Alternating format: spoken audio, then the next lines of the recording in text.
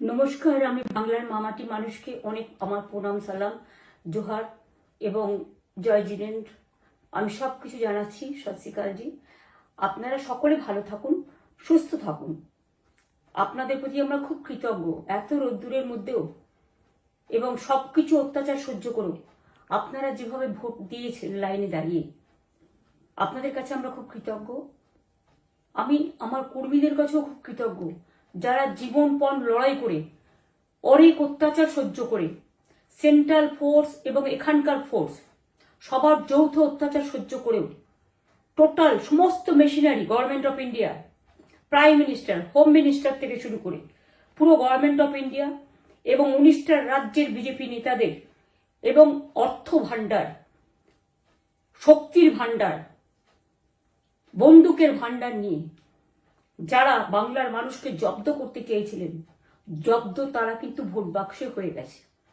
আমি আপনাদের নিশ্চিন্ত করে বলতে চাই, যেটা টিভিতে দেখাচ্ছে এটা বিজেপি অফিস থেকে কালকে বেলা 1:08 সার্কুলেট করেছে এবং টাকা দিয়ে বলেছে যাতে এটা দেখানো হয়। তার কারণ হচ্ছে আমার কাছে স্পেসিফিক ইনফরমেশন এসছে 1:08 আমি কোনো একটা প্রেস মিডিয়ার থ্রুতে পেয়েছি এবং সেই ইনফরমেশনে দেখা যাচ্ছে তারা পরিষ্কার বলছে ফোর্সফুলি তোমায় করতে হবে, এটা তোমাকে এর মধ্যে যাওয়া যাবে না। কারণটা আসলে জানেন আপনারা, আমরা 200-300 পেয়ে যেতে পারি, 226 ক্রস করবো 2026-এ। মানুষ যে বিপুলভাবে ভোট দিয়েছে, আমার তাদের প্রতি পুরো ভরসা, বিশ্বাস, আস্থা আছে। এবং ওরা কালকে এটা করিয়েছে প্রেসকে দিয়ে, তার কারণ গদি মিডিয়াকে দিয়ে। তার কারণ হচ্ছে ওরা তো আপনারা জানেন ইডি, সিবিআই, ইনকাম ট্যাক্স সবাইকেই চমকায় এবং সেন্ট্রাল ফোর্স যে ব্যবহার কাল করেছে এবং তাতে যে নতুন পুলিশগুলো অ্যাপয়েন্টমেন্ট হয়েছিল যারা আমার হাতে ছিল না, তারা ভীষণ মেয়েদের মেরেছে, বাচ্চাদের মেরেছে। যে ভদ্রলোক উদয়নারায়ণপুরে ভোট দিতে গিয়ে মারা গিয়েছে, আমি তার শোকাহত পরিবারকে সমবেদনা জানাবার ভাষা আমার নেই, কিন্তু পরিবারটার পাশে আমরা থাকবো। এবং যে তৃণমূল কংগ্রেস কর্মীরা এমনকি সাংবাদিকদেরও মেরেছে, আমি যেখানে ছিলাম ভবানীপুরে চক্রবেড়িয়ায়, আমি বাচ্চাদেরও মেরেছে, মহিলাদেরও মেরেছে, একতরফা মেরেছে।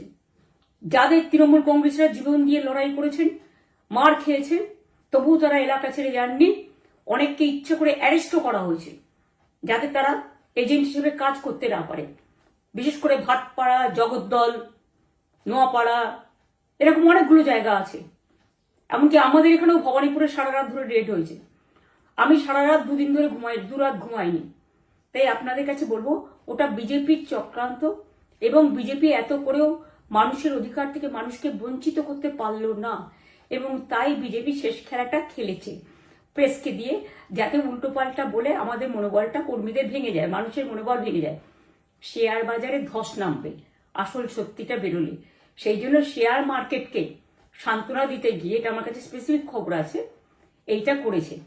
এবং আমি পরিষ্কার বলছি, 2016তেও সেম জিনিস হয়েছে, 2021এও সেম জিনিস হয়েছে। ওরা কিন্তু বারবার করে যা এক্সিস্ট পোল যা দেখিয়েছে, টোটালটাই দেখিয়েছে বিজেপির কথায়। এবং আজকে তো আপনারা জানেন নিরপেক্ষতা বলে ভারতবর্ষে কিছু নেই, সব একপক্ষ হয়ে গেছে। আমি তাদের বলবো আমাদের কর্মীদের এবং মানুষকে সাথে থাকতে, যাতে কাউন্টিংয়ে সবাই সমানভাবে আজ থেকে পাহারা দেয়। দরকার হলে আমিও আমার এলাকায় পাহারা দিতে নামবো এবং আমি সব 294টা কেন্দ্রে, 294টা তৃণমূল প্রার্থী, দার্জিলিংয়েও যে 2টো প্রার্থী আছে অনেকদের, আমাদের সাথে জোট আছে, সবাইকে বলবো নিজেরা ক্যান্ডিডেটরা পাহারা দিন। দিনের বেলায় কর্মীদের রাখুন, রাতের বেলায় নিজেরা থাকুন, পাহারা দিন। আমি যদি পাহারা দিতে পারি, আপনারাও পাহারা দিতে পারেন। রাত জাগুন, সকালে এসে অন্য টিমকে হ্যান্ড ওভার করে তবে ঘুমবেন। তার কারণ এই সময় ওরা ইভিএম মেশিন যখন কাউন্টিং হল থেকে, যখন মানে যেখানে স্টোর করা হয়েছে সেখান থেকে যখন কাউন্টিং হলে নিয়ে যাবে, তখন কিন্তু মেশিন বদলে দেওয়ার সম্ভাবনা ওরা প্ল্যান করেছে। সুতরাং নজর রাখতে হবে যাতে কোনো রকম নেগলিজেন্স না হয়, অবহেলা করবেন না। আর কাউন্টিং এমনভাবে করবেন, এমন যোগ্য লোককে দেবেন লাস্ট অব্দি। আমি যতক্ষণ প্রেস কনফারেন্স করে না বলবো ততক্ষণ কেউ কাউন্টিং টেবিল ছাড়বেন না। এবং মনে রাখবেন যে টেবিলে যেটা কাউন্ট হয় তারপরে ওরা কম্পিউটারে আপলোড করার সময় সেটাকে চেঞ্জ করে দেয়। মানে আমাদেরটা দিয়ে দেয় বিজেপিকে, বিজেপিটা দিয়ে দেয় আমাদের। সেদিকেও নজর দিন, সতর্ক থাকুন। এবং আমি নিজেও কাউন্টিং হলে হানা দেবো, কারণ আমি অ্যাজ এ ক্যান্ডিডেট যেতেই পারি, সেরকম সব ক্যান্ডিডেট বসে থাকবেন।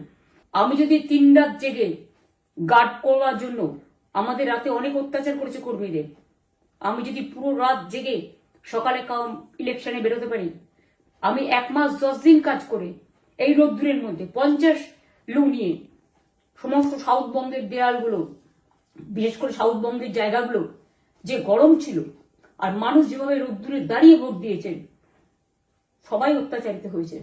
এক তো এসআইআর এর অত্যাচার, এক হচ্ছে সেন্ট্রাল ফোর্সের অত্যাচার। এই অত্যাচারের বিরুদ্ধে মানুষ রায় দিয়েছেন।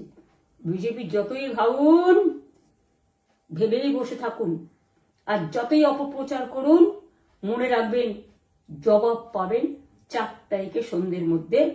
অপেক্ষা করুন। নমস্কার, ভালো থাকবেন। অনেক অনেক জয় হিন্দ, জয় বাংলা। ভীষণ অসহায় লাগছে, ভীষণ অসহায় লাগছে। দর্শক, গতকাল ভোটের পরে তো এক্সিট পোল এসছে প্রকাশ্যে, মিডিয়াতে সেসব প্রকাশ পেয়েছে।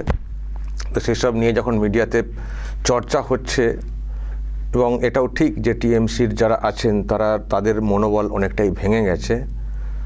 হয়তো উনিও বুঝতে পেরেছেন যে যারা কর্মী আছেন সব মনোবল ভেঙে গেছে, কারণ আভাস যেটা দেখানো হচ্ছে যে পরিবর্তন আসছে। তো উনি আজকে বিকেলে হঠাৎ করে এই ভিডিও ওনার যে ফেসবুক পেজ সেখানে ছেড়েছেন, পোস্ট করেছেন, মানে কর্মীদেরকে চাঙ্গা রাখার জন্যে একটা বার্তা। কিন্তু উনি যেভাবে বলেছেন, ওনার বক্তব্যের মধ্যেই তো একটা অসহায় ব্যবস্থা, মানে একটা অসহায় অবস্থা মানে প্রকাশ পাচ্ছে। ফলে এতে জানি না কতটা কে চাঙ্গা হবেন।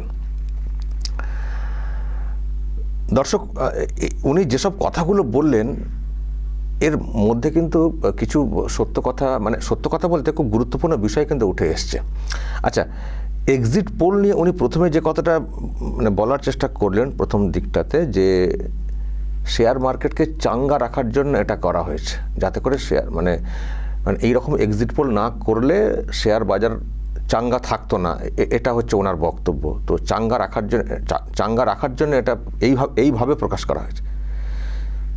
তো দর্শক, তার মানে কি দাঁড়াচ্ছে? এক্সিট পোলে কি দেখানো হচ্ছে? পরিবর্তন আসছে। তো তার মানে পরিবর্তন এলে শেয়ার মার্কেট চাঙ্গা হবে, তাই তো? আর যদি প্রত্যাবর্তন বলা হতো, ওনার কথা অনুযায়ী শেয়ার মার্কেট পড়ে যেত। তো তার ইঙ্গিতটা কি? তার মানে ওনার কথাতেই কি প্রকাশ পাচ্ছে? যে ওনাদের সরকার এখানে ফিরলে শেয়ার মার্কেট চাঙ্গা থাকবে না। তার মানে বুঝুন, ওনারা তার মানে একটা মার্কেট, শেয়ার মার্কেট আপ মানে কি, এর মানে কি? আর ডাউন হয়ে যাওয়ার মানেটা কি? তার মানে এই সরকার, এই শাসক মানে অর্থনীতিতে কতটা যে বিপজ্জনক, ওনার কথাতেই কিন্তু সেটা পরিষ্কার হয়ে যাচ্ছে। ওনার কথাতেই পরিষ্কার হয়ে যাচ্ছে। এটা ভাববার, কিন্তু উনি ওনার অজান্তেই বা অন্যভাবে দাগতে গিয়ে একটা চরম সত্য কথাটা কিন্তু বলে ফেলেছেন, এবং এটা বাস্তব। এই সরকার ফিরলে এই রকমই হয়। সরকার বদলালে মানে বিনিয়োগ ইত্যাদি ব্যাপারগুলো না অনেকটাই বুমিং হবে, শেয়ার মার্কেট চাঙ্গা হবে। মানে বিজেপির সরকার এলে শেয়ার মার্কেট চাঙ্গা হবে, উনিই কার্যত বলে দিচ্ছেন। তার মানে ওনারা সত্যিই এই মার্কেটে কতটা বিপজ্জনক এটা কিন্তু পরিষ্কার। এক, দ্বিতীয়ত উনি কতগুলো কৌশল বললেন, যে যখন ইভিএম মেশিন নিয়ে যাওয়া হবে তখন চেঞ্জ করে দেওয়া হতে পারে, যখন রিডিং লেখা হবে কম্পিউটারে তখন নাম্বার উল্টে দেওয়া হতে পারে। ওনার বক্তব্য যে আমাদেরটা অন্যদের এতে লিখে দেওয়া হবে, আমরা বেশি পাবো, তার সত্ত্বেও আমাদের নাম্বারটা বিজেপিরটা আমাদেরকে। এই যে কথাগুলো উনি বলছে, দর্শক, এরকম কথা কিন্তু আমরাও আগে বলেছি। তার মানে উনি যেহেতু অনেক দিন ধরে পলিটিক্স করছেন, কাউন্টিং অমক তমক খুব ভালো করে জানেন। তার মানে দর্শক, ওনার কথাতেই পরিষ্কার হয়ে গেল, যেটা আমরা সন্দেহ করি মাঝে মধ্যেই এবং বলেও থাকি, তার মানে ওটা হয়। এখানে প্রশ্ন যে ওনারাও তাহলে কি ওটাই করেন, বা ওনারাও তাহলে কি ওটাই করে এর আগে জিতেছেন? ইভিএম চেঞ্জ এবার তো কমিশন অনেক বেশি কড়াকড়ি করেছে, সহজে এগুলো করা যাবে না, কিন্তু আগে তো সব নিজেদের কন্ট্রোলে থাকতো না, নিজেদের অফিসারদেরকে দিয়ে তো সব পুরো প্রসেস করানো হতো। এবার কমিশন তো সব চেঞ্জ করে দিয়েছে অনেকটা, এবার সহজ না। তাহলে এর আগে কি ওইভাবেই সব হতো? কাউন্টিং হলে যাওয়ার সময় ইভিএম চেঞ্জ করে দেওয়া, এজেন্টদের ম্যানেজ করা বা ভয় দেখিয়ে ডেটাগুলোকে মানে ওলটপালট করে দেওয়া, মানে ওনাদের কমটা বিজেপির বেশিটা তুলে দেওয়া। কারণ উনি নিজে বলছেন যে এইরকম হতে পারে। তো এইরকম ভাবনা এলো কোত্থেকে? এইরকম ভাবনা এলো কোত্থেকে? আজকে উনি সতর্ক করছেন কারণ আজকে উনি নিরুপায়।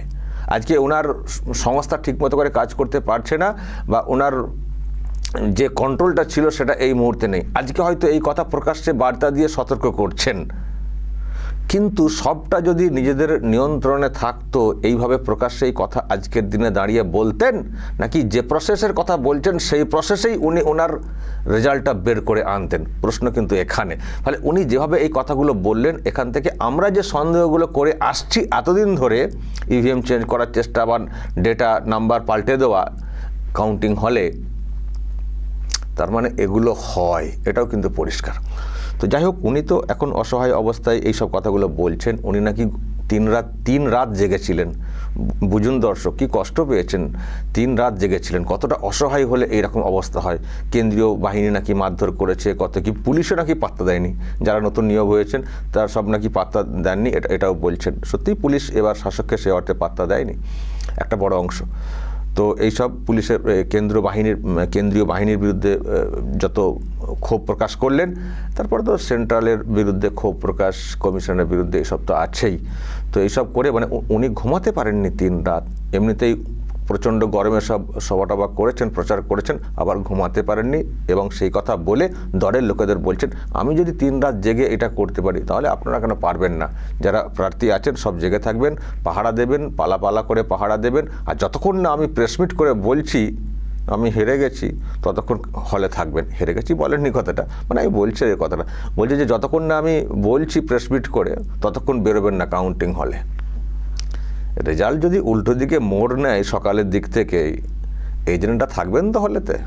বলতে হবে না চলে আসার কথা বা চলে যাওয়ার কথা, এমনিই কেটে পড়বেন। আপনি যখন এক্সিট পোল দেখে কর্মীদের এই অবস্থা দেখছেন এবং তাদেরকে চাঙ্গা রাখার জন্য এইরকম একটা ভিডিও ছাড়ছেন, আপনার মনে হয় যে মানে রেজাল্ট যদি উল্টো দিকে যায় হলেতে বসে থাকবেন এজেন্টরা? আর এটা ঠিক, আপনি যেগুলো সতর্ক করছেন ওই রকম উল্টো দিক থেকে হওয়ার চান্স নেই। আমাদের আশঙ্কা আপনাদের দিক থেকে এরকম করার চেষ্টা হয় কিনা। তো আপনার কথাতে একটু পরিষ্কার যে তার মানে সেসব এবার মনে হচ্ছে পারবেন না আপনারা, সেই জন্য হয়তো এতটা উদ্বেগ উৎকণ্ঠা। তাও একটু চাঙ্গা করে রাখার চেষ্টা করছেন। সব নাকি রায় রয়েছে বাক্সবন্দি হয়ে, আমরাই জিতবো। হ্যাঁ, হারার আগে কে আর হারার কথা প্রকাশ্যে বলবেন? বডি ল্যাঙ্গুয়েজ কিন্তু বলে দিচ্ছে আপনি হেরে গেছেন। আপনার বডি ল্যাঙ্গুয়েজ, অসহায় অবস্থা যা দেখতে পাচ্ছি, আপনি এর আগেও কিন্তু এরকম বলেননি। 21-এর ভোটেও এরকম বার্তা দিয়ে চাঙ্গা রাখার মানে কথা বলেননি। তখন হয়তো কন্ট্রোলে ছিল সবটা, তখন আইপ্যাক খুব অ্যাক্টিভ ছিল না। আজকে আপনি এই রকম বলছেন এক্সিট পোল প্রকাশের পরে, এখানেই পরিষ্কার আপনি নিজে কতটা আতঙ্কগ্রস্ত। তাই কর্মীদের ব্যাপারটা দেখছেন আপনারা, আপনি দেখে হয়তো এরকম চাঙ্গা রাখার চেষ্টা করছেন, পাহারা ইত্যাদি দেওয়ার। দেখা যাক কি হয়। পাহারা দিন, আমরাও নজর রাখি, তারপর তো যা হবে দেখতে পাবো। দর্শক বলবেন উনি যেসব কথাগুলো বললেন এখান থেকে কি পেলেন আপনারা? আমি তো কয়েকটা পয়েন্ট উল্লেখ করলাম। আরও যদি আপনারা কিছু বুঝে থাকেন অবশ্যই কমেন্টে বলবেন, যা বলার বলবেন এবং নজর রাখবেন আরামবাগ টিভিতে।